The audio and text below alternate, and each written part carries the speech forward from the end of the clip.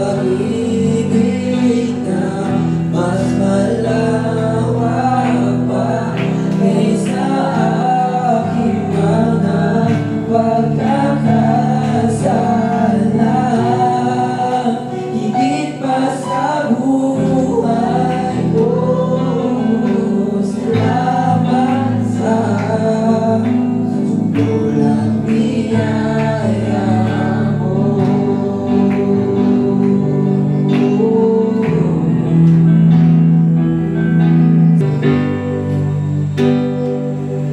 Sa lahat ng panahon, Diyos ka sa amin.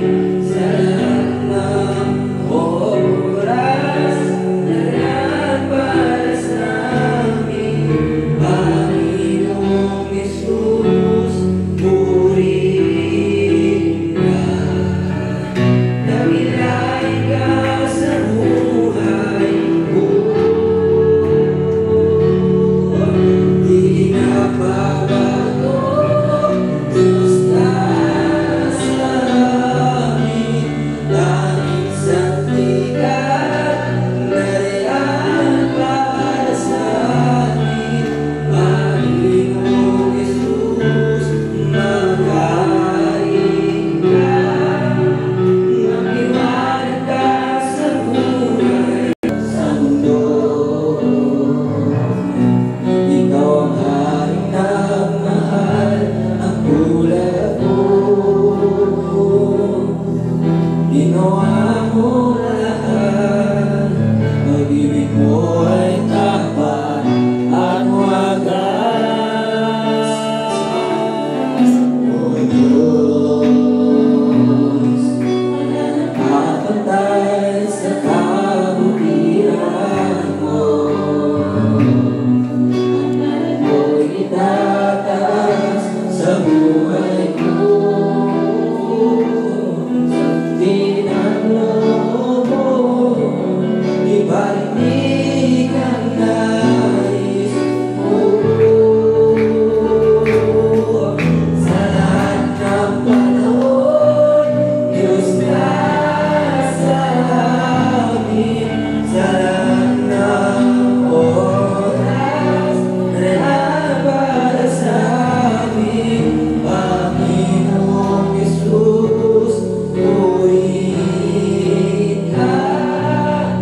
Dakilain ka sa buhay ko. Di nagbabago, Diyos ka sa amin. Tanging santikat, nariyan para sa amin. Panginoong Jesus, magaling ka. Magliwanag ka sa buhay ko. Sa lahat ng panahon, Diyos ka sa amin. Sa lahat ng oras, lahat para sa amin. Panginoong Jesus, purihin ka.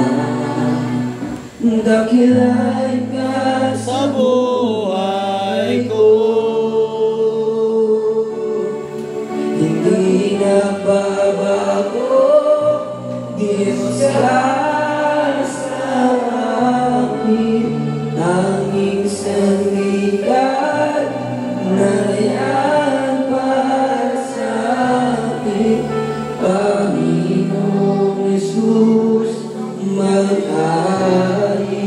ka. Magliwanag ka sa buhay ko. Magliwanag ka sa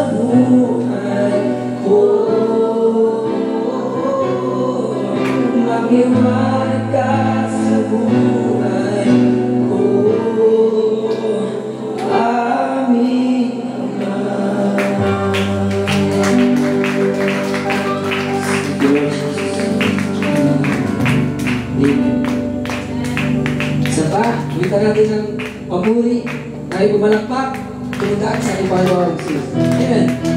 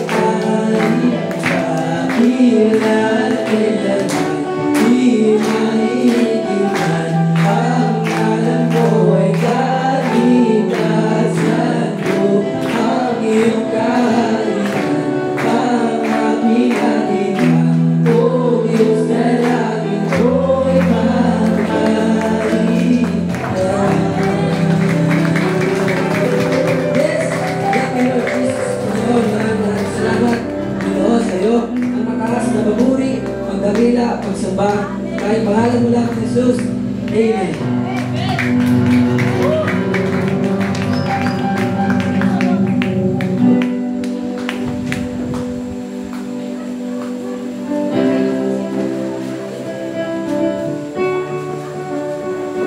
Amen. Tayo po ay nakapagpumustahan. Tayo po yung mawit ulit. Kaya pumustahin po rin natin. Tayo nakasulat natin mga peso para palakad. Okay. Yes, Lord.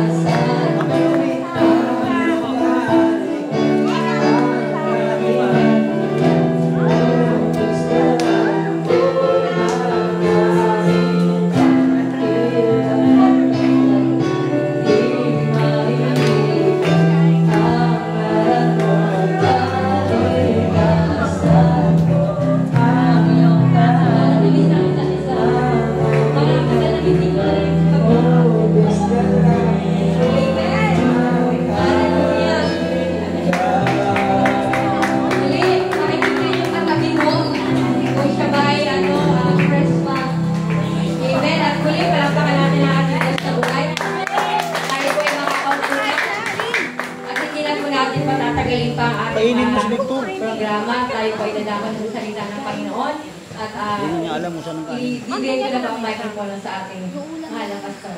Yung ulam saan? Andun din sa kawali. Yung ulam ko. Nakalamay ka lang lahat. Wala na akong ulam. Ano ba yan? Okay, occupy niya naman itong kuhan dito. Carilo, si Boy. Okay. Sinasaraduhan ni Brother Ray yung 8 natin. Ayaw na magpapas. Di ba kami? Praise God. Hallelujah. Salamat po at kayo ay nakarating ngayon. Sabihin mo sa katabi mo, bawal matulog. Bawal matulog. Oo, matulog. Alam nyo na sa gabi ito ay puyakan ko. Kaya medyo mamaya, mag-acoustic na po tayo. So, we are no longer use the instrument, but yung ano na lang, acoustic guitar. Para po, hindi tayo masyadong makakabulahaw. But anyway, nagpaalam na po ako sa may-ari. Overnight kami ngayon. Amen. So, na-inform ko na rin. Yes, God. Hallelujah. So, bigyan po natin ang ating mga mata at tayo po ay manalangin. Panginoon, sa gabi ito, kami po ay nagpapasalamat, Lord, sa kabutihan mo sa buhay namin. Patuloy mo kami i-equip, Lord God, ng iyong salita. Empower mo ang bawat isa, Lord, na matutunan namin, Lord God, kung paano nga ba ang buhay ng mga mananampalataya. Lalo-lalo na, Lord, sa early church. Dalangin namin, God, na ikintal mo sa aming mga puso't isipan, Lord God, na ang bawat salita ngayong gabi ay hindi manako ng kaaway. In the mighty name of Jesus, ikubli mo kami lahat sa ilalim ng iyong kapamalaan. At maraming pong salamat, Lord, na ang bawat isa ngayon pa lamang ay nagtagumpay na. Lububan mo kami lahat ng iyong kapangyarihan. Sa pangalan ni Jesus na tayo magsabi na Amen. Alright, so, ang ating pong title, topic ngayong gabi is the Praying Church. Ang iglesia pong madalanginin. Alright. So, sabi ko kanina sa ating group chat o GC natin na magdala kayo ng ballpen at magdala kayo ng notes para po mayroon kayong matatake home po na aral after nito. Can I hear amen? Alright. So, salamat. Na-bless ako sa dalawang kabataan kanina. Pagpasok, may dala na silang Bible. Amen. So, napaka-effective po ng training ni Daddy ka sa kanila. No, may dalang Bible at may dalang notes. Ewan ko sa mga wifey kung ano dala. Baka ang dala ay boyfriend and girlfriend. Okay, cellphone. Amen. So, when people come up and see our church, kapag may mga tao pong magtatanong sa akin ng ganito, what is the key to your church? Ano ang sekreto ng iglesia ng Ignite? Ano ang sekreto ng Ignite Church? Bakit ang mga tao ay willing gawin ang para sa kingdom ni Lord? Why do the people love the way that they do? Bakit mahal ni Brother Dan ang pagkalikot, maglagay ng kung ano-anong mga palamuti dito? Bakit mahal ni Mami na pag pumunta rito, hawak niya na yung broom, hawak niya na yun para maglinis? Bakit natutunan ni Potpot kanina pagdating na dito, hawak niya na yung walis? No? Nagwawalis siya. Alright. So may mga nagtatanong, why, bakit ang upgrowing o upbringing ng Ignite Church ay medyo masyado silang attached doon sa gawain ni Lord. Alright? Amen. Why do the people share the love of Christ? Really? Bakit ang mga taong ito, amen, ang nasa pamilyang Ignite, ganito ang ugali natin, kahit wala na tayo, basta meron, ibibigay natin. Can I hear amen? Amen po ba? Bakit magpapakain pa kayo sa labas? Kayo nga, kailangan nyo ng pagkain. Tama po ba? Ba't ba kayo nagpipiling program? Kayo nga, kailangan nyo i-feed yung sarili nyo. Alright? Bakit ganun? Okay? May mga tanong po. Hallelujah. Kapag ang mga tao ay lumalapit sa iglesia ng Diyos, kapag may mga taong pumupunta rito, may nag-iisip at may nagtatanong, ano nga bang sekreto, ano yung susi ng simbahan kung bakit ito lumalago? Kasi meron po talaga tayong pinanghahawakang sikreto. Can I hear amen? Amen. Bakit gusto ng mga tao sa ganitong paraan? Bakit nandito kayo ngayon? Bakit willing kayong magsipuyat? Bakit kayo nandito ngayon? Alright, natanong niyo ba sa sarili mo? Bakit kayo nandito ngayon? Bakit lagi kayong may provision? Bakit lagi kayong may himala? Bakit lagi kayong may pagpapala? Lagi kayong masaya. Tingnan mo katabi mo kung masaya. Alright, bakit lagi kayong masaya? Bakit malaya tayo nakababahagi ng pag-ibig ng Diyos sa iba? Bakit ang dali natin sabihin na kapag may problema sila, ang dali natin sabihin na kaya mo yan kasi nakayanan ko na yan noon? Amen. Bakit ang bilis natin i-encourage sa mga taong ito?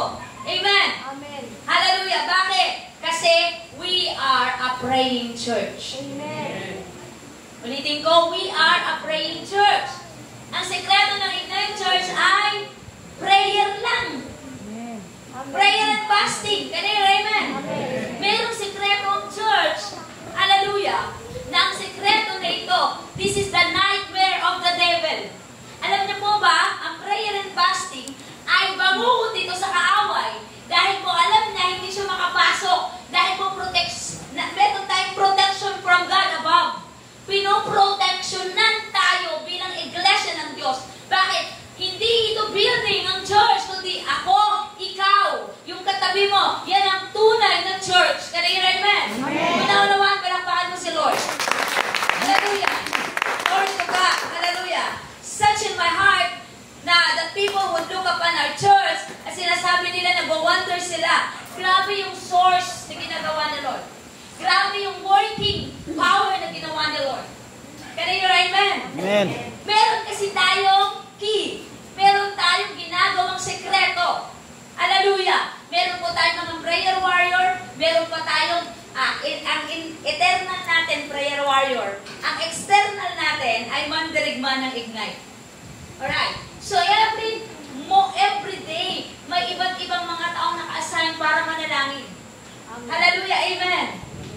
Amen po ba? Amen. So kung naramdaman nyo na may nanalangin sa inyo, be thankful for that warrior sa mga mandarigma. Dahil sila po yung patuloy na nananangin para i-equip tayo, ma-equip tayo, para tayo ma-strengthen, para tayo ma-empower. Can I hear amen? Amen. Ganito ang kailangan ng iglesia ng Diyos. Amen. Hallelujah. So tingnan po natin ang early church. Yung early church po, meron silang tinatawag na prayer meetings.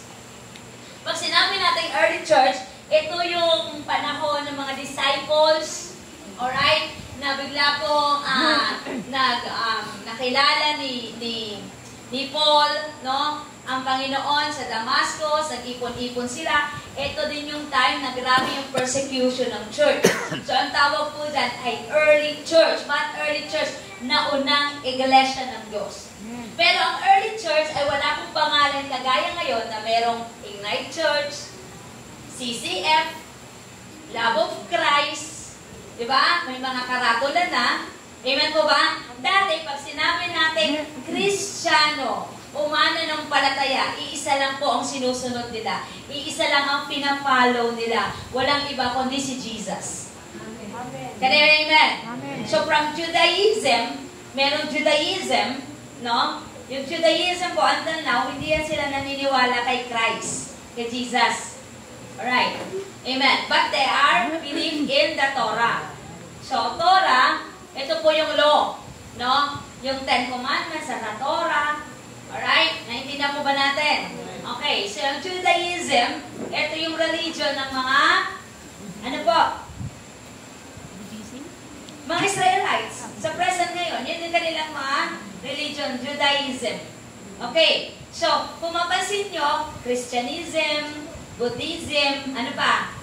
Taoism, di ba Brad, may ism sa dulo. Bakit? Kasi tao. Alright? Okay, involved yan ang tao. Alright, naiintindihan po ba natin? So, ngayong gabi, medyo laliman natin yung pagkaintindi doon sa early church. Okay, so nandiyan pa ba tayo? And how these people are on fire to serve God. Bakit itong mga taong ito, na despite na pinipersecute sila, tinutugis, hinahanap, biniberdugo, okay, kung ano-ano ginagawa, bakit sila parami ng parami, hindi konti ng pakonti? At bakit ba tayo, napakalaya naman ng Pilipinas, pero bakit ang churches ngayon, imbis na parami ng parami, ano nangyari, Brad? Pakonti ng pakonti. Bakit? Hindi mo kasi strong ang church. Alright? Hindi kasi matatag ang church. Bakit ko nasabing hindi strong? Kasi kung ang church ay strong, ang bawat isa sa inyo, hindi titingin sa kapwa niyo, mananampalataya din. May ikaw sa bao? Amen. Pag strong ka kasi na mananampalataya, kung ano man yung discouragement sa paligid mo, hindi makaka-apekto yan sa paglilingkod mo kay Lord. Amen. Kasi strong ka. Kaya nga may mga tao na ngayon, simba ng simba, weak pa rin sila. Mahina pa rin, hindi strong. Ang strong church mo ay parami ng parami. Ay, hindi na po ba natin? Hindi pa konti na pa konti, kundi parami na parami, yan yung strong church. At hindi pa pwede natin, porket marami, strong na din. Ang totoo lang kung tayo kung lahat ay sinabuhay natin ang pagiging iglesia ng Diyos, hindi na po tayo babalik sa ating mga pagkakasala. Amen. Amen. So yan po yung strong church. Meron pong pagbabahong nakikita at may bunga po, may resulta po ang pagsunod kay Kristo. Amen. Kung ikaw'y sumusunod kay Kristo, palapakan natin ang Panginoon. So, umpisa natin ang early church na itala ang early church sa Book of Acts sa mga gawa. Okay? Alright. Sa mga disciple, natandaan pa ba yung Acts 1, chapter 1? Okay. Amen. Alright. So, Acts chapter 1, and this book begins, dito na po, dito sa Acts na to, sa Acts 1, mababasa natin dito na, dito po, na-resurrect si Jesus, ang mga disciple po niya, ay sinabihan niya about the kingdom, Acts 1:3, at ang mga disciple po ay na-confuse sila. And they asked the Lord Jesus, sabi nila sa Acts 1:3, they asked Jesus, Lord, will you at this moment restore the kingdom of Israel? Na-confuse sila. Ano ba ibig sabihin ng Panginoon? So, Jesus replied to them, alright? Sabi ni Jesus sa 1:7-8, it is not for you to know times of seasons that the Father have fixed by His own authority, but you will receive power. Everybody say power. Power. What is the power that you're going to receive? The Holy Spirit has come upon you, and you will be my witness in Jerusalem, in all Judea, and Samaria, and to the end of the earth. Nagtanong mga disciple, Lord, kailan mo i-restore ang kingdom ng Israel? Kaya ang sagot niya dito, sa 1:7-8, nagkaroon sila ng confused sila. Okay, sabi niya ganon, it's not for you to know this time or season. Hindi dapat na sino man sa inyo ang magsabing ngayon na. O ako magsabing ngayon na. Alright? But, sabi niya, the Father in heaven has fixed by His own authority. Ang Diyos Ama lang nakakaalam kung kailan. Amen? Nakuha po ba natin? Nasundan mo, mag-amen lang. Amen. At ang sabi dito, kayo ay makakatanggap ng kapangyarihan. Ano daw yung matatanggap natin? Kapangyarihan. Alright? Hallelujah. Saan galing ang kapangyarihan? The Holy Spirit will come upon you. Ang kapangyarihan na yan ay mula sa banal na Espiritu. So si Jesus po ay babalik na sa kanyang Ama, pero meron siyang pinangako to empower you. Amen. At ang Holy Spirit ngayon, sa kasalukuyan, this generation, nandito tayo ngayon sa era ng Holy Spirit. Amen. Can I hear amen? Amen. Alright. And you will be my witness kapag ma-impartan tayo ng power ng Holy Spirit, You will become the witness from Jerusalem, Judea, and Samaria. So ano daw yung Jerusalem? Jerusalem sa iyong sariling tahanan. Amen. Can I hear amen? Amen. Judea sa mga kamag-anak mo. And Samaria sa mga kakilala mo, sa mga kapitbahay mo. And the end of the earth. Hanggang kung saan ka pupuntang lugar, magbi-witness ka. Naunawaan po ba natin? Sabihin mo sa katabi mo, nagawa mo na ba? Nagawa mo na ba? Taksan mo, sabihin mo, nagawa mo na ba? Kot, nagawa mo na. Alright? Amen. So soon after this, Jesus ascended into heaven. Alright? Nakita nila na siya po ay andun na po, no? Sa alapaap. Alright? Acts 1:9-11. At this point, siguro, ang mga disciple ay nag-confuse. Paano yan? Wala na si Jesus. Wala na yung rabbi. Wala nang tagapagturo sa atin. Ano nang gagawin natin? Minsan gano'n ang church. Pag wala si pastor, umalis lang. Wala nga si pastor eh, no? Ano kayong gagawin natin? Hindi nila alam na yung promise si Jesus na merong Holy Spirit na mag-lead, mag-guide, mag-comfort para sa kanilang lahat. Can I hear amen? Amen. Hallelujah. Nandiyan pa ba tayo?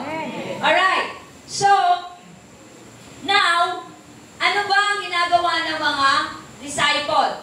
Alright. Sa verse 12, they gathered to pray. Okay? So, ang pattern ng early church, okay, number 1, nung na-confuse sila sa direction na gagawin nila, nagkaroon sila ng pagkalito kung anong direction saan sila pupunta, nag-gathered sila ng ganito, ng prayer meeting. At alam niyo po ba, ang kanilang prayer ay madalas po gabi, o kaya umaga, madaling araw. Can you hear amen? Okay, kapag tayo po ay na-confuse sa ating direction, number 1, anong gagawin natin? Manalangin. Amen. Sabihin mo sa katabi mo, manalangin. Manalangin. Nakasan mo, sabihin mo, manalangin. Manalangin. In other words, no, Manalangin. ang mga disciple, alright, hindi nila alam kung anong gagawin nila in next line. Wala na silang guro, wala nang mag-lead sa kanila. Wala na rin yung nagpapagaling ng may sakit. Okay, ang mind kasi nila na nakafocus lang dun sa leader nila, kaya kung wala yung leader, kagulo sila. Minsan gano'n ng church, pag wala si leader, kanya-kanya na kayong leader-leaderan, no? Pahala tayo, nagkaroon ng confusion, but anong ginawa nila? They gathered together to pray, mga kapatid. Nagsama-sama sila para manalangin. They're praying all together. Alright? Ang sabi dito ng Acts 1:14, basahin natin, then they returned to Jerusalem from the mount called Olivet. So, pag galing sila sa Mount Olivet, hinatid na nila si Jesus, bumaba na sila in which near Jerusalem. A Sabbath day's journey away. So, Sabbath po yun, no? Nangyayari, Sabbath. Okay. And when they had entered, pala ako dito. Lagi ko nakakalimutan. Alright. And they had entered, they went up to the upper room. Saan po sila nagsama-sama? Taas. Sa taas, sa upper room. At alam niyo yung upper room, malaki lang to. Malaki lang to ng konti. Alam niyo, siksikan doon yung 120 people para mag-pray. During their confusion, na-confuse sila sa direction nila. Alright? Nagsama-sama sila at nagsabing disciple, teka, dahil di naman natin alam ang gagawin natin. Ang gagawin natin, brother, mag-pray. Sarap pakinggan, no? Pag meron kang kapatid, sabi ko, hindi ko na alam ang gagawin ko, brother. Anong sagot mo? Ano ka ba? Manahimik ka lang dyan, tapos matulog ka. Itulog mo yan. Diba? Dapat palang sagot, manalangin ka. Kaya yung amen? Naintindihan mo ba? Amen. Pag may confusion tayo, kalituhan, anong gagawin natin? Manalangin. Amen. Hallelujah. Kanina po may nag-message sa akin. Sabi niya, Pastora, pagalingin mo po ako. Sabi ko, hindi ako ang magpapagaling sa'yo. Si Jesus. Amen. Humingi ka ng tawad sa Panginoon, magkaroon ka ng pananampalataya, at pagagalingin ka ni Lord. Pero huwag ka nang bumalik sa iyong pagkakasala. Kanina, amen? Amen. Baka inisip niyo, tao magpapagaling sa inyo, hindi po tao. kundi ang pangalan ni Jesus at ang power ng Holy Spirit. Can you hear amen? Alright, hallelujah. So, they went to the upper room. When they were staying, Peter and John and James and Andrew, Philip, Thomas, Bartholomew, and Matthew, sino-sino itong mga to? Mga kapitbahay nilang ba to? Natatawa ako dun sa viral. May kabataan ng ligaw sa kabataan din. Yung kabataan na nililigawan, active sa church. Ang sabi naman ng babae, kilala mo ba si Peter, John, Matthew? Sabi niya, sino yung mga yon? Yung ba yung mga nanligaw sa'yo? Kaya binasted. Binasted nung kabataang Kristiyano. Bakit? Kasi pinaratangan niya pa na si Matthew, si John, si Peter nanligaw. Sino ba yung mga yun? Mga nanligaw yan sa'yo? Halatang walang alam sa disciple. Kaya amen. And Simon, the Zealot, and Judas, the son of James. So bakit may Judas o Pastora? Teka lang, hindi na po yun yung Judas. Iscariot. Pinalitan na po siya. Alright? Amen. And this with one accord. Everybody say one accord. One accord. They were devoting themselves to what? In prayer. Amen. Together with the women and Mary, the mother of Jesus, and his brother. Sino kasama? Mga babae. O hindi lang lalaki ang nagpa-prayer, ha? Kasama ang mga babae. Tandaan natin, hindi lang lalaki ang tinawag. During sa prayer meeting, tinawag din yung nanay ni Jesus. Andun din. At ang kanyang mga kapatid. Malinaw po ba? Alright. So during prayer meeting, hindi na pwedeng ikaw lang magpa-prayer meeting. Okay? Isama po naman ang pamilya mo. Hindi, Pastora, kanya-kanyang kaligtasan. Bahala yung mga yan. O, prayer yan siya. Bahala yan siya. Kanya-kanya namang kaligtasan eh. Okay? Gather together all your family members as one body in Christ, in one accord. Amen. Dapat mag-pray. Sabi nga ng mundong ito, the family pray together, Stays together. forever. Totoo ba? Ginagawa natin yon, that we are praying all together. Pati nga pagkain, hindi tayo magsabay-sabay eh. Pati pagkain, di ba? Buka lang, tapos lakad. Yung iba nga, pag kumakain, umaabot pa sa kapitbahay.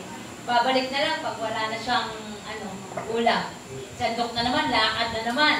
No? May mga tao talaga pag kumakain, nagiging supervisor. Lakad ng lakad. Alright? Hindi makastay. Amen? Alright. So, they were looking for direction in their lives para anong gawin. And the next thing that we read this after this ay ano po, pinalitan po ng successor si Judas Iscariot.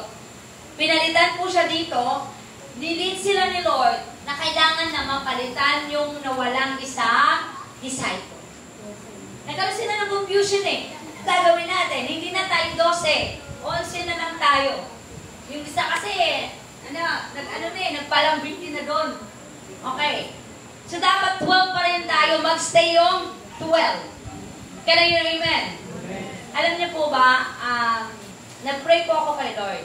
Salamat pala kanina sa mga kasama nating nag-pray and fasting. Palakpakan natin si Lord. Then, nag-ask ako kay Lord, maybe Lord, I can select 12 pillars of the church. Talagang mag-stand as pillars sa church. Can I hear amen? Talagang katuwang. Para talagang mag-stay ang haligi ng iglesia na tumatag at hahanapin po natin, Lord, yung matatapang. Lahat ng matatapang magsabing amen. Amen. Humina na, wala nang matapang. Ulitin ko, lahat ng matatapang magsabing amen. Amen. Napilitan lang yung amen kasi pangalawang tanong ko na. Okay. No? Etong 12 na to, matatapang to eh. Can I hear amen? So dapat ang pillars ng church ay matatapang, matatag, matapat, mapagbigay, mapagmahal. Ang lahat na ng letter M ay makikita sa kanila. Can I hear amen? Alright, amen. So, when the day of Pentecost arrived, they were all together in one place. Alright? Then, suddenly, everybody say suddenly. Suddenly. They came from heaven a sound like a mighty rushing wind. Imagine mo, habang sila'y nananalangin sa upper room, Alright? There was a sound from heaven, a mighty rushing wind, and it filled the entire house where they were sitting. No, napuno ang kanilang lugar na kinaroroonan ng presensya ng Diyos. They are all filled by the Holy Spirit and began to speak in other tongues as the Spirit gave them a utterance. Ibig sabihin nun, hindi nila inakala na ang Holy Spirit pala na inaantay nila o yung sinabi ni Jesus na promise sa kanila ay darating na parang napalakas na ugong. Boost! No? Biglang dumating at lahat sila ay nangapuspos ng presensya ng Diyos. Nagsalita ng Amerikano, Arabic, lahat ng language ng doon. Nagsasalita ng speak in tongues na hindi maintindihan ng kaaway. At silang lahat ay napuno ng presensya ng Diyos. Amen. Alam niyo po ba na kayang gawin niya ni Lord tonight? Amen.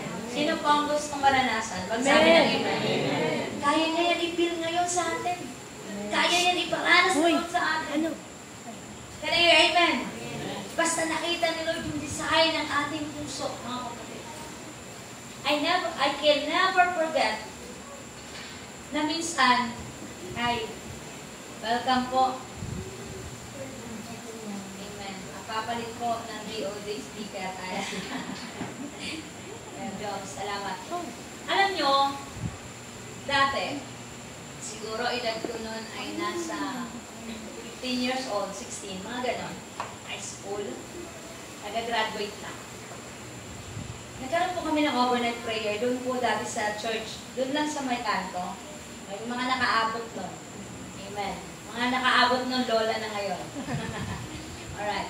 So, ako lang po isang babae that night. At lahat po halos mga lalaki. Sama ko si Boots, no? Yung mga, no? Yung iba, wala na, kinuha na ni Lord. Iilan lang kami. During that night, siguro mga around 2 a.m. na yun. Kami lang mga nasa 11 na siguro kami or 10. Bigla kami nakaranas na talagang doon ko naranasan, mga kapatid. Palpito to eh. So, ayoko pong magdagdag magbawas. Doon ko po naranasan na may nakita po akong gold na gold yung kanyang damit. Na parang may gold, tapos may parang lavender na kumikinang. Hindi po siya nakaapak sa floor eh. Kumbaga nakalutang. At lahat ng madadaanan niya, pag nadaanan niya, nakabataan, eh talaga pong nag-worship ka God, na-empowered, na-fire up ng presence sa Lord. Hanggang ngayon, pag kinikwento ko yun, nangingilabot ko ako kasi naranasan ko eh. And that was the time na sinabi ko, Lord, totoo talaga. Totoo ang presensya. Amen. Amen. Sa lahat sa amin na nandoon, alright, kasama ko po si Pastor Nilo, yung matabang best friend ko na nasa Davao na. Ang lahat sa amin na nandun na nagpatuloy, hanggang ngayon nagpatuloy. Pero meron po doon na bumitaw sa paglilingkod. Bumitaw sila sa paglilingkod, kaya hindi po maganda yung storya ng buhay na meron sila. Kasi bumitaw sila. Kasi nakita na namin yung realm, nakita na namin na meron gano'n. Hindi nga namin magsasabi, ano ba yun? Angel ba yun? O Holy Spirit ba yun? Okay? Tapos, lumabas po si Pastor Ruben, yung tatay ko, kasi may narinig siya ng malaking boses. Lumabas siya doon. Eh, ginawa po namin, alala ko kasi si Kuya Ray, na nilalak. Nilak din na kasi namin yung pintuan namin eh. Kasi daanan yun eh. No? So, nilak namin, yung pintuan namin, pero kita kami ng mga tao sa labas, kasi bukas na bukas talaga. Kung open to, mas open yun. Okay, eh, pastry pa yun, kanto. Okay? So, nung time na yun, lumabas siya doon, tinignan niya, nagkwento siya sa akin, kanina, grabe ang revival niyo ah. Tapos, nag-usap-usap kami, pare-pareho kami ng nasaksihan, pare-pareho kami naramdaman. At lahat kami talagang napuno ng presensya ng Diyos. Sobra, para kami lahat nakalutang kami sa cloud na sa sobra namin. Hindi namin maintindihan talaga yung nararanasan namin. As in talagang, hindi ko na talaga naramdaman yon. Yun lang yung bagay na naramdaman ko, hindi na naulit. Naulit na pero ibang paraan. Pero yung ganong way, hindi ko na po naranasan. Kasi nakita ko po talaga na mayroong lumakad, isa-isa sa amin na pinuntahan kaming lahat. Okay? At kapag dumaan siya sa harapan, kunwari nandito siya dumaan, bigla na lang mapuspos, wala pong naglehan sa amin. Okay? Kasama ko si Pastor Dan noon, binata pa siya. Alright? Walang naglilihan sa amin, pero bakit kami nagtumba? Bakit kami na-feel? Bakit kami nakapag-thanks? Alam namin na power yon ng Panginoon na pinadala niya that night. Amen. Can I hear amen? Amen. Amen! Dahil po nabalita yun, kinabukasan kasi parang Friday din yun eh. Tapos Sabado, Linggo, yung mga ibang member na curious. Nung nag-overnight na kami, ang dami nang sumama. Ang dami na, pero hindi naranasan. Bakit? Na-curious yung iba eh. Totoo kaya, yung gusto ko rin maranasan. No? Pero hindi na naranasan. Alright. At mayroon po doon na blasphemy. No, mayroong bata doon na maliit lang, kilala ni Kuya Ray. Nagsabi siya, naranasan niya. Napatanong yung ibang tao doon na mapanghusga kasi religious lang sila eh. Sabi nila, bakit yan pinakitaan? Maldito yan. No? Na-condemn yung bata. Malay ba nila nung mga oras na yun, nagpa-prayer kami, nag-confess yung batang yun, at humingi ng tawad kay Lord at pinospos ni Lord. Naintindihan po ba natin? Isa kasi napaka-religious lang natin. Masyado natin condemn yung nakita na natin ganito makasalanan. Ilang oras pang lumipas, kasama mo pa ba yan? Di ba pwede yung mga 5 oras nagbago siya, nag-isip at nakapag-confess? At binago siya ng power ni Lord. Kaya gawin niya ni Lord. Kaya na yung amen. Amen. Alright, so na-condemn siya. And yung nag-blasphemy po, nagulat po kami. Ako kasi nung nagpa-awit, bigla pong umalagta yung anak niya, pinasan niya gano'n, na-rebuke na pastorin into, na-rebuke, na-revive yung bata. At alam po namin na na-blasphemy ang Holy Spirit. Magkasala ka na lang sa lahat, huwag lang sa Espiritu Santo. Amen. Yan po nakasabi sa Bible. Kaya kung may mag-worship dito, at nag-worship ng todo, huwag mong titigan, huwag mong pagtawanan, dahil ang kalaban mo, hindi yung taong yan, kundi nabablasphemy ang Holy Spirit. Can I hear amen? Amen. Can I hear amen? Amen. Amen. Hallelujah. Alright, so, I believe that was during the early church, so, when they are praying, nawala yung confusion nila pagdating sa paghanap ng sunod na direction. Ganyan kasi minsan tayo eh. Lord, nakonfuse ako, anong gagawin ko? But when you pray to God, biglang may sagot si Lord para sa iyo na hindi ka na malito. Tanong mo sa katabi mo, sinagot ka na ba ni Lord?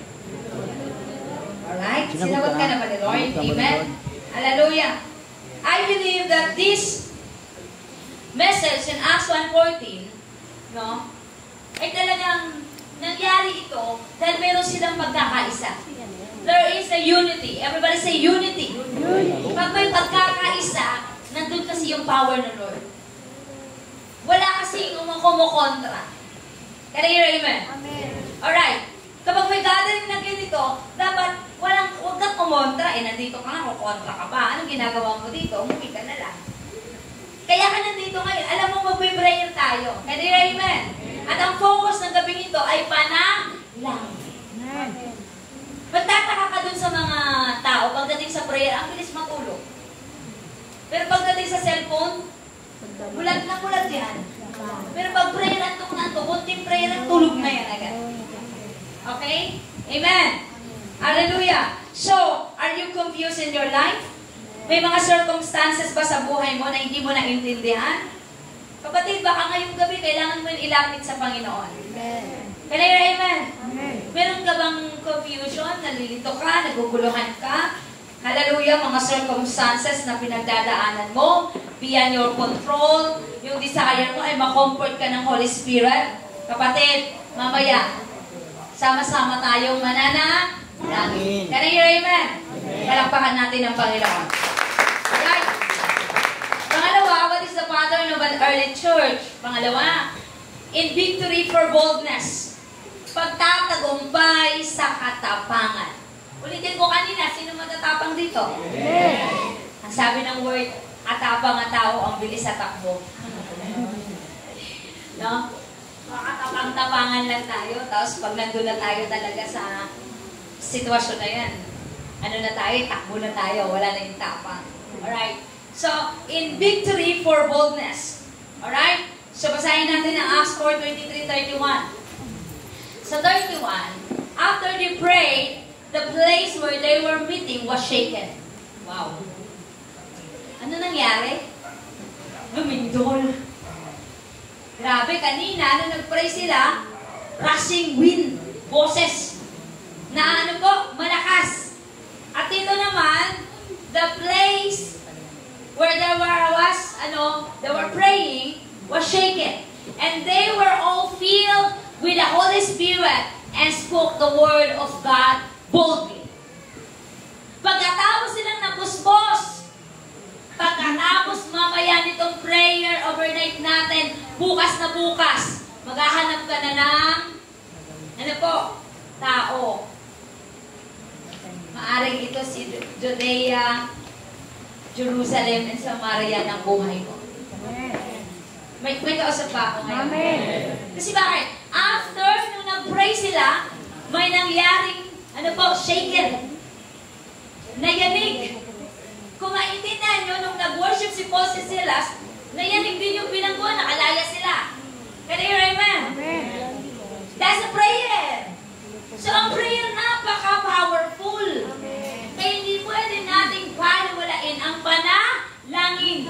Kaya nga nagalit si Jesus nung pagpasok niya sa templo, ang tahanan ng kanyang ama ay ginawa pasugalan, marketplace, night place. Pinagtatapon niya yung mga nandoon. Bakit? Because the house of my Father is a prayer house.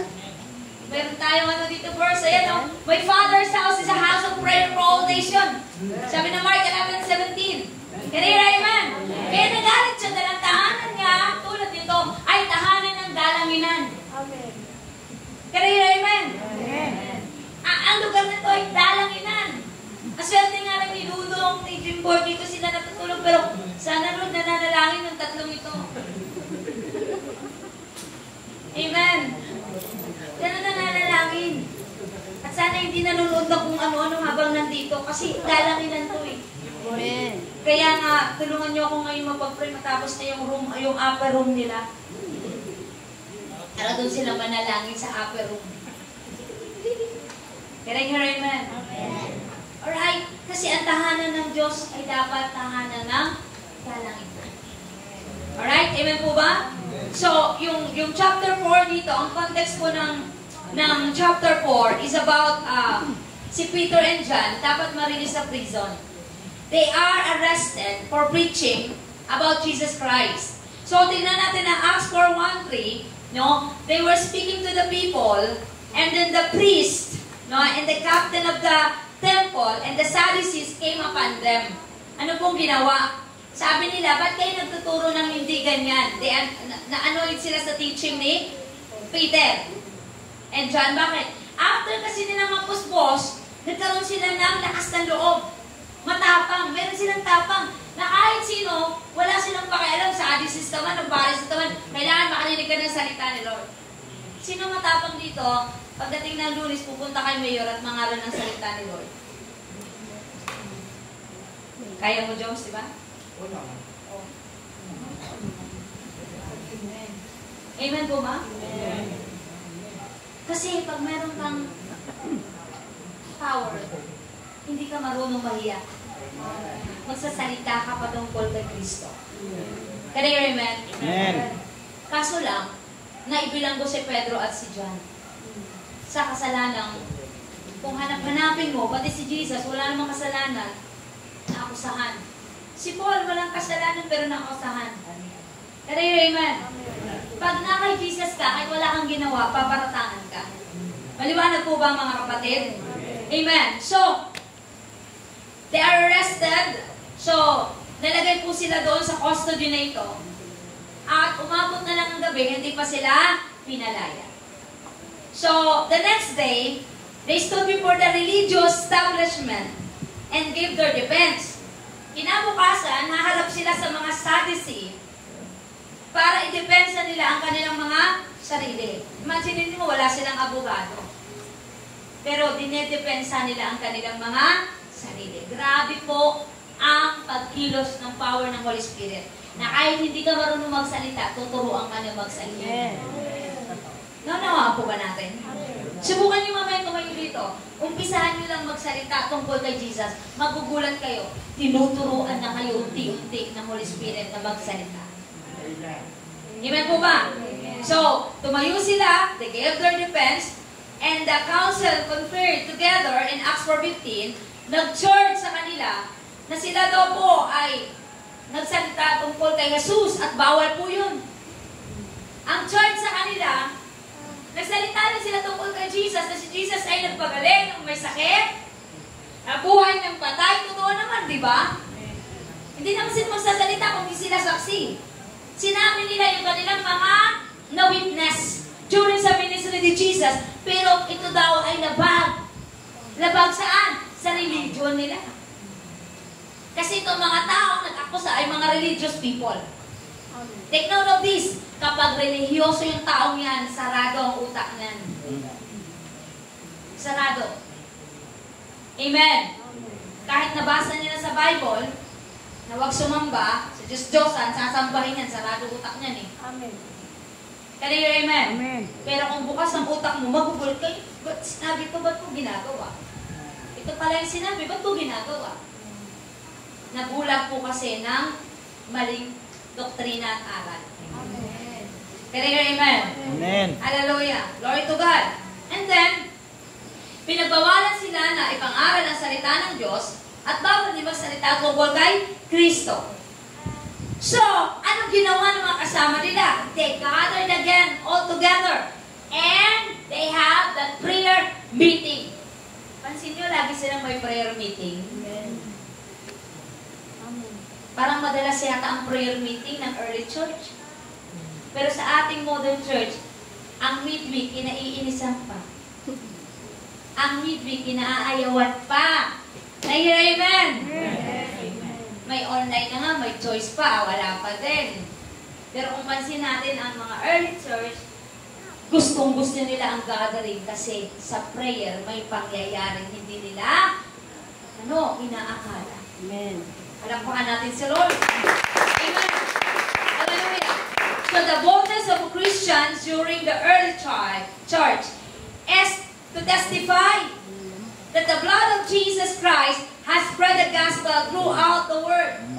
So dahil sa katapangan na yan, ang katapangan ng isang iglesia, ng isang Kristiyano, ay magpapatotoo na sa pamagitan ng dugo ni Kristo, no, mayroon itong bisa na kapangyarihan. Amen. Amen! Hallelujah! So kailangan ba natin magkaroon tayo ng tapang? Amen. Sino dito nagsabi, Lord, patapangin mo ako ngayon? Amen. Huwag tayong matapang dahil meron tayo na itatapang.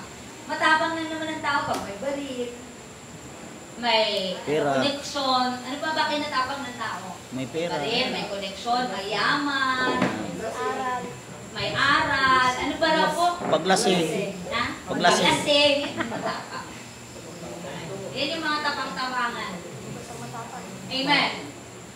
Alam niyo po ba, may nakilala po ako, abogado po yun. Pero, pagdating na po pag ina-assign sa plates, umaayaw. Natatakot. Pero 10 years po yun nag-ano ha. Di ba 10 years? Ang pag-aaral ng abogado. Pero pagdating sa pag-share ng gospel, ayaw. Kasi hindi namin yung pinag-aralan eh. Amen? Amen. Pero, nung meron din akong nakilala na kahit walang aral, no, kumano lang ng grade 1, pero pagsalitain mo, English speaking pa, nakagawa pa ng libro. Alright? At napakatapang magsalita ng tungkol sa salita ng Diyos. Bakit? Sino ang kasama niya? Ang Holy Spirit. Kaya amen? Amen. Sabihin mo sa katabi mo, nasa iyo na yan eh. Nasaan mo sabihin mo, nasa iyo na yan. Ang problema, hindi mo ginagamit, hindi mo tinutuklas. Ano pa? Wala kang paki-alam. Wala kang paki-ramdam. Nasa iyo yan, binigay na yan ng Panginoon sa atin. Can I hear amen? Amen. Alright.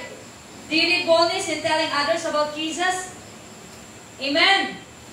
Kung magsabi ka ng yes, kailangan ngayong gabi, yan yung isa sa mga fokusan natin ng prayer. Amen. Na Lord, gamitin mo ako. Amen. Matapos man lang ang taon na ito, may madala akong isang kaluluwa para sa iyo. Amen. Can I hear amen? Amen. Hindi matatapos na naman yung taon, wala ka namang dinala, sarili mo na naman. Okay. Me, myself, and I. Ulitin mo ulit. Me, myself, and I. Ikaw at ikaw pa rin. Can I hear amen? Sana bago matapos ang taon, meron kang mai-present kay Lord. Na Lord, ito yung bunga. Sagot sa aking panalangin. Amen. Dahil ako'y nanalangin sa overnight, Panginoon, nagkaroon ako ng tapa. Palakpakan natin sa Lord. Pangatlo, no? In danger of deliverance. Dahil si Pedro po ay nakakulong. Alright? Hindi lang si Pedro nakakulong. Sino pa ba nakakulong? Si John. Kailangan nilang mapalaya. Alright? Ang kulungan po noon ay hindi kulungan kagaya ngayon. Alam niyo po ba ang kulungan noon? May pailalim pa yan. Underground. Meron pa yung pailalim yung mga pinaka-notorious sa pinakamalalim. Alright? Dungeon. Yan ang tawag doon, no? Kung may mga bakal-bakal pa, nandun pa sa ilalim. Alright? Ang kulungan ngayon, naka-building, natatanaw mo yung mga nasa baba. Kaya ang kulungan ng GMA, di ba? No? Ang kulungan dati, wala kang matanaw, kundi kadiliman, nasa ilalim ka eh. Maliban na sa ginapos ka na dito, ginapos pa yung pa mo, meron pang, ano po? Bakal. Pang ano, pang, mahirap ka talagang lumakad. Di ba ang kulungan ngayon, pag pinasok ko na sa ano, selda, lakad-lakad ka na. Tama po ba? Dati hindi. Hindi ka makalakad kasi may mga gapos ka. Matindi ang kulungan before. So, kailangan mapalaya ang mga taong ito na naglilingkod kay Lord at nasa panganib ang kanilang mga buhay. Amen? So, in Acts 12, eto naman. The story speak about a prayer meeting. Again, nagkaroon na naman sila ng prayer meeting. Alright? Grabe talaga ang prayer dapat, no? Kailangan talaga natin itong gawing buhay. Can I hear amen? In Acts 12:1-4, alright? Punta tayo sa 12:5. So Peter was kept in prison. But earnest prayer for him was made to God by the church. So habang nasa kulungan si Pedro, ang ginawa ng kanyang mga kasama ay nagkaroon agad sila ng urgent prayer request.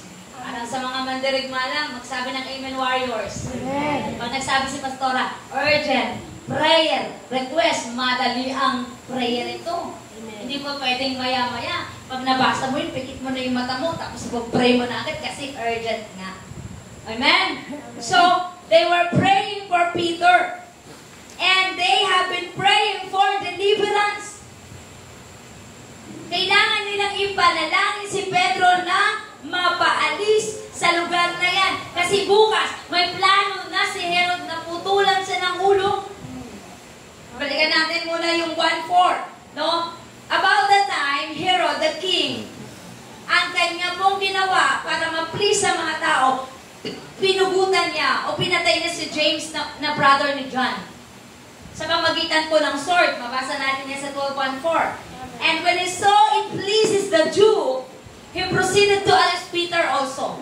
Nung makita ni Herod na tumang-tuwa yung mga tao na napatay niya si James, kapatid ni John, na-please niya yung mga audience niya, kaya sabi niya, bukas hulihin ko to si Pedro para mas ma-please sa mga tao nito. Okay? Nasundan po ba natin ang kwento? So walang pagkakasala, inaresto si Pedro. Nung nalaman ng church na inaresto si Pedro, kailangan nilang manalangin para si Pedro ay makalaya kasi alam nila, bukas, pupugutan na siya ng ulo. Amen. Naman po ba natin? So may urgency. So ang prayer ginagawa ko,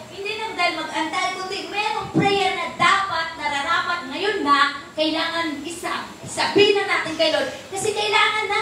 Amen. Amen? Naunawaan po ba? Alright, so punta tayo sa 12:5 and then they pray for the deliverance that Peter would be released. So they're praying for Peter. No? Ang mga kapatid na ito na nanalangin, they remain strong. Even Peter, habang pinagpipray siya sa labas, lumalakas siya sa loob. Amen. Tandaan natin, kapag may nananalangin sa iyo sa loob ng church, nasa labas ka, lumalakas ka. Amen. Pag nasa labas ka at pinapanalangin mong loob, lumalakas ang loob. Kaya magdalanginan tayo sa isa. Palakpakan natin ang Panginoon.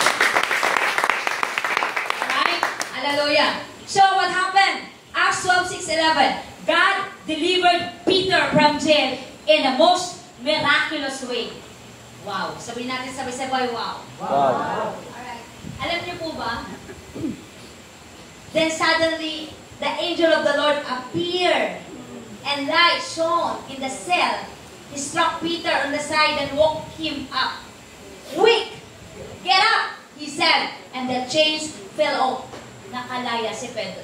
Sabi po ng Acts 12:5-7, kung basahin natin. Dahil sa panalangin po na mga kasama niya, pinadala ni God ang angel niya. Natanggal ang kanyang chain. Tapos, akala nga ni Pedro na nanaginip siya. Kasi sabi ng angel, sumunod siya. Lahat ng kanyang madaan na nagbukas. Imagine mo, saan siya nung nilagay? Pinakatulo pa yata, pinakamailalim. Sunod lang siya na, akala niya na naginip siya. Nung nasa labas na siya, bigla siyang nauliratan. Sabi niya, nasa labas na pala ako. And then, kumatok siya sa pintuan na may nag-gathered na nag-prayer meeting. At narinig yun ng babae, sino yun? Si Rhoda. No? Sabi niya, nandun si Pedro, sabi ng mga kasama, tumihimik ka nga, nagpapray kami. Lord, sa pangalan mo Jesus, palayain mo si Pedro. Hindi nila si Pedro, nasa lagayit na pala. Okay? Ang sabi niya, nandyan na nga si Pedro. Ang sabi naman na lang, huwag ka nga maingay. In the name of Jesus, Lord, si Pedro kailangan lumaya sa mga ni Jesus. Ano kayang ginawa ng baba? Andyan na nga si Pedro, pinalaya na. Alright? Nung narinig nila ng ilang, andyan na si Pedro, tumingin sila, si Pedro nga. Purihin ng Panginoon, pinalaya. Ba't lumaya? Dahil may nagpipray. Kanina, amen? Gusto mong lumaya ang asawa mo sa bisyo, lumaya ang anak mo sa pagkakatalik, sa kasamaan at kasalanan, manalangin ka sa loob. Amen. Kanina, amen? Amen. Magugulat ka, lumaya na sila isa-isa dahil sa iyong pagtsatsagang manalangin. Amen. Palakpakan natin si Lord. Kanina, amen? Kanina, amen? Amen. Na-bless ba tayo ngayong gabi? Amen. Hallelujah. So nangyari, wala nang pugutan ng ulo. Naghahanap na si Hero. Nasaan si Pedro? Kasi isyo niya na sa bad ng people. Asan na? Sabi ng mga bantay, wala si Pedro. Hindi namin alam paano nakalaya. Paano nga ba nakalaya? Yun yung tinatawag na miraculous way. Kayang kumilos si Lord sa kanyang kaparaan. Amen. Can I hear amen? Amen. Kayang gawin ni Lord yan dahil makapangyarihan ang ating Diyos. Amen. Amen! So, pang-apat na tayo. Uncertainty for guidance. Dapat magkaroon ng katiyakan. Ang ating buhay Kristiyano, kailangan natin ng patnubay o guide. Alright? So, Acts 13:1-3, now, were there in church of Antioch, sa church po ng Antioch, ito po yung lugar ng Antioch, dito po unang tinawag yung mga Christian. Dito unang tinawag yung Kristiyano. Tinawag na Kristiyano kasi sumusunod kay Kristo. Alright? So Simon, Barnabas, and Simon, who was called Niger, Lucius of Cyrene, Manaen, a lifelong friend of Herod, and Saul, while they were worshiping the Lord and fasting, the Holy Spirit said, anong ginawa nila? Nanalangin at nag-aayuno. Set apart for me, Barnabas and Saul, for the work to which I have called them. Then after fasting and praying, they laid their hands on them and set them off. Ang ibig sabihin nito, si Barnabas at si Paul, kinumisyon nila para pumunta sa Antioch. Bago nila ginawa yun, kailangan nila ng katiyakan at patnubay mula sa Holy Spirit.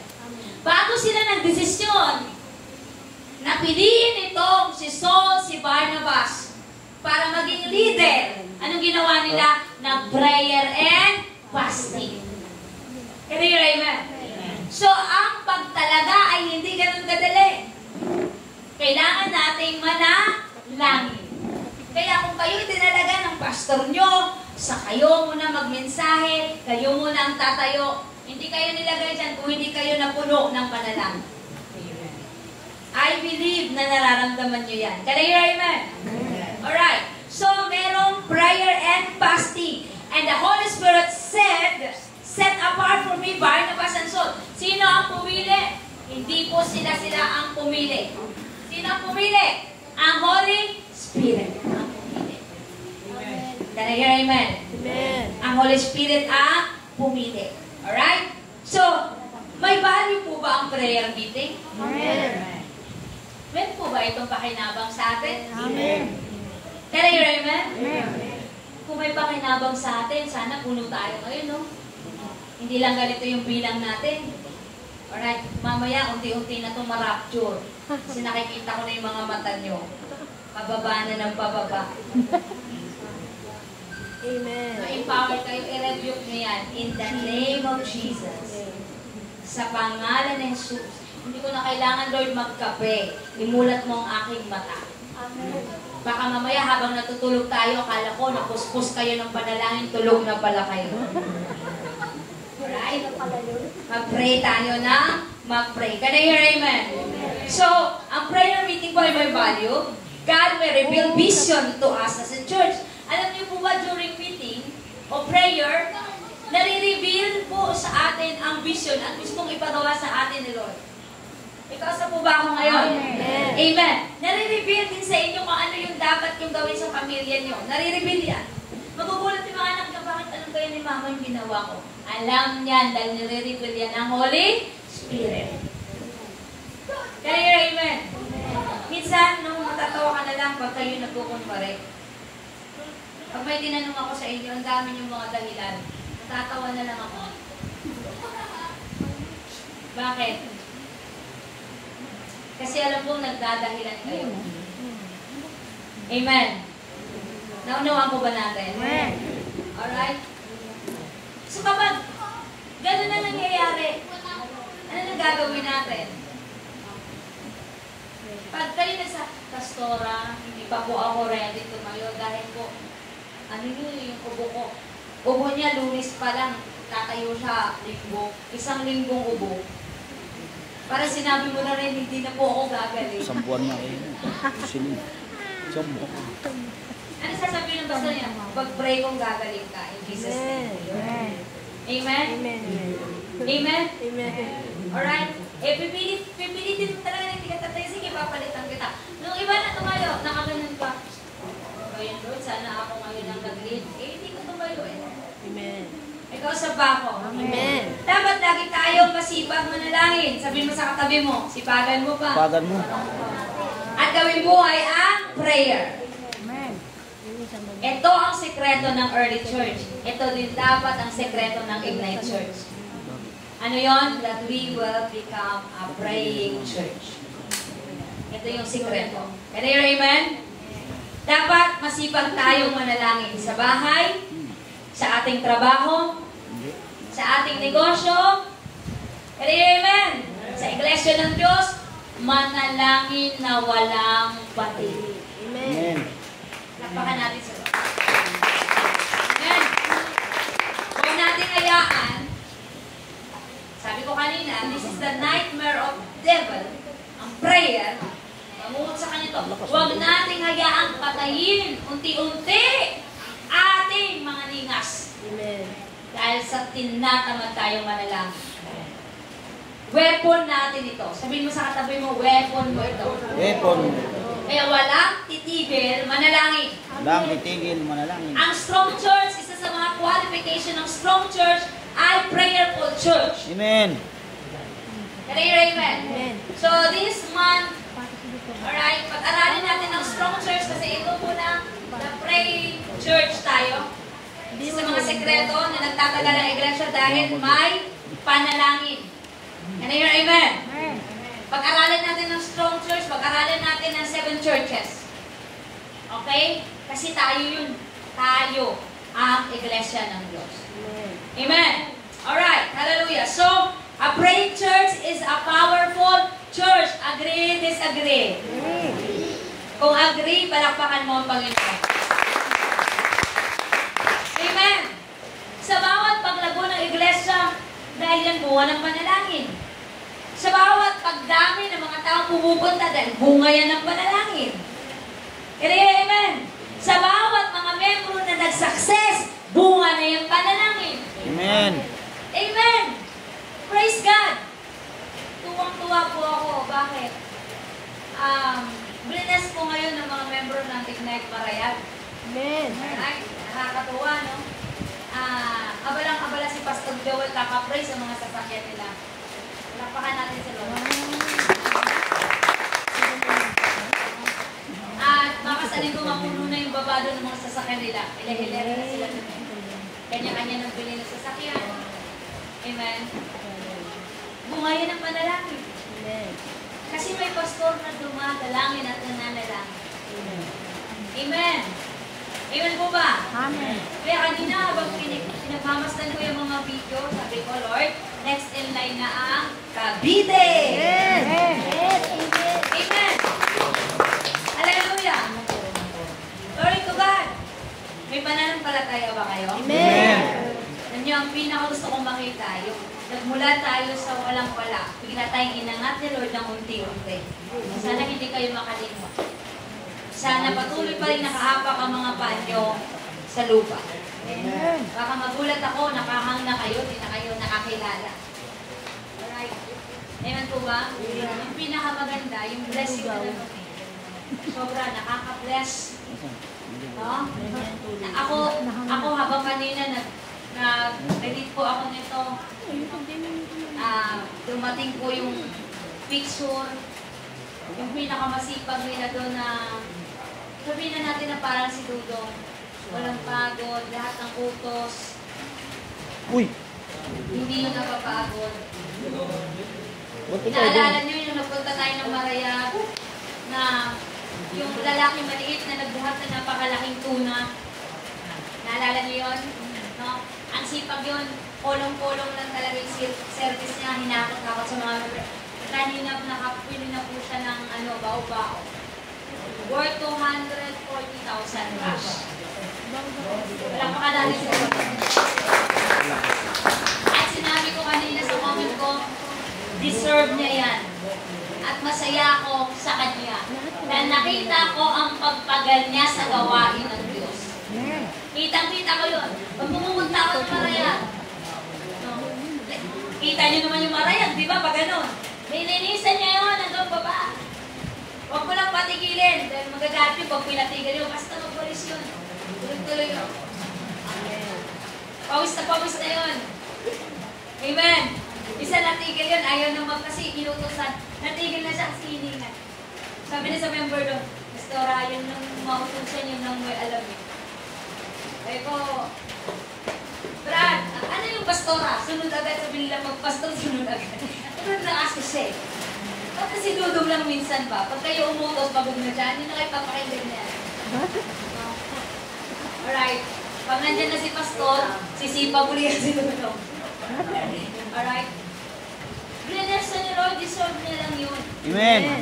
Deserve niya lang yun. At dapat tinitingnan ko yung picture na sinumpok.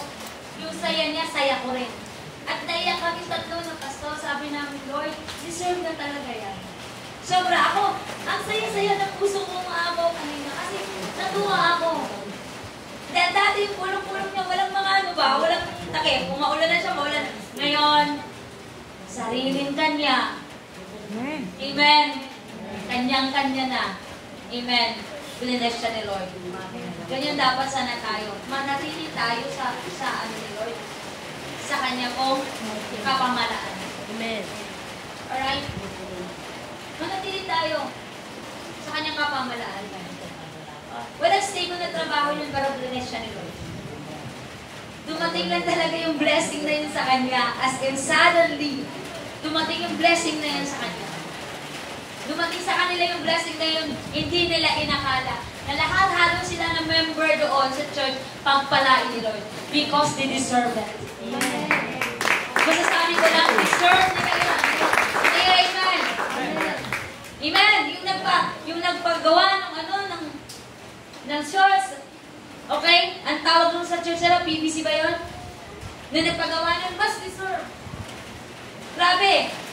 Deserve niya yun eh. May bago na siyang car na yung titanium. Nakakatawa. Umamaw yung puso namin sa kalan. 2.8 million cash. Deserve niya yun. Eh sabi namin, deserve nilang pagpalain dahil nagpagal sila sa church.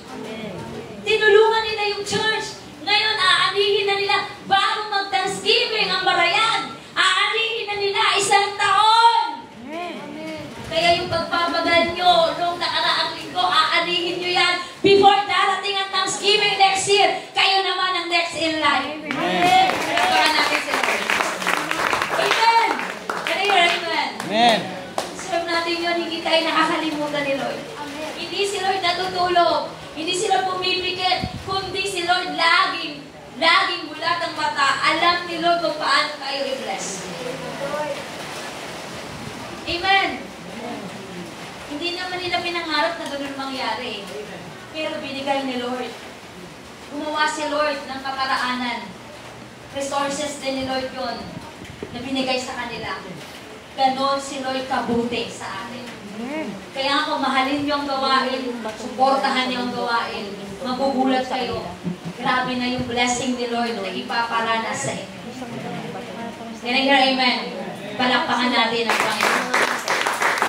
So a prayer is a strong wall and a fortress of the church. Agree, disagree? Ang panalangin po, ito yung defense natin as in wall. Na kahit anong atake ng kaaway, hindi tayo po, ano po? Amen. Masishaken. Hindi tayo manghina. Amen. Kung inatake ka, manalangin ka ulit para mag-replenish. Kung sabihin, Cedric, pag inatake ka ng kaaway ngayon, mag-pray ka para merong uling, ano po? May mabubuo uling pananggalan. Kasi kung weak ang prayer mo, magiging weak po ang defense mo. Can I hear amen? Can I hear amen? Amen. So I hope may natutunan tayo ngayong gabi. Amen. Kung mayroong natutunan, palakpakan si Lord. Amen. Amen? Handa na ba tayong magsibulat sa panalangin? Amen. Kayo mag-alala, marami tayong pagkain habang nananalangin. Alright? Okay? Amen. Praise God. Alam niyo kung busog ang ating soul, busog dapat din ang ating physical. Para balanse po ito. Can I hear amen? Alright, so tayo pong lahat ngayon ay mag-proceed na sa ating prayer. So may mga naka-assign po sa prayer. Nag-acoustic na lang tayo dyan.